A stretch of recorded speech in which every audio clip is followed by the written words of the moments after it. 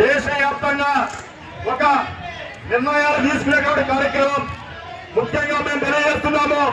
తెలుగు రాష్ట్రాలలో BC demand ఒక ఉద్యమ స్ఫూర్తితో వెళుతున్నది.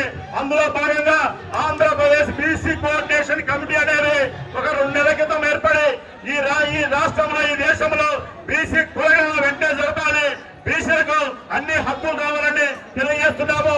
పాలకులారా, మీరు ఇంతవరకు ఎన్నో విప్లవాలు చూసింటారు, ఎన్నో ఉద్యమాలు చూసింటారు, ఎన్నో చరిత్రలు చూసింటారు.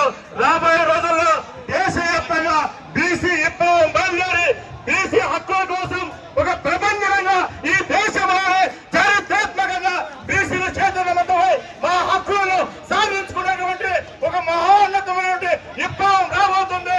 అదే ఓబీసీ విప్లవం అని ఈ సందర్భంగా తెలియజేస్తున్నాము. ఎంత దుర్మార్గం!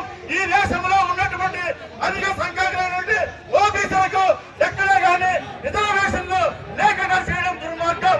ఇప్పుడు మీరు గుర్తించి ఈ రాష్ట్రంలో ఆర్థికంగా సామాజికంగా బీసీలు అన్నిటి రంగాల్లో ముందుకెళ్లాలంటే కులగణన ఏకైక సంజీవిగా ఏకైక మార్గంగా కులగణన చేస్తేనే బీసీల పైన మీ పట్ల శిస్తు ఉంటుంది.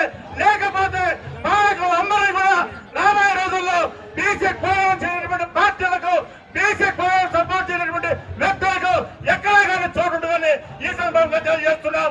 ఆనాడు మహనీయులు చేసిన పాటలు మహనీయులు ఎన్నో అంశాలు చేశారు.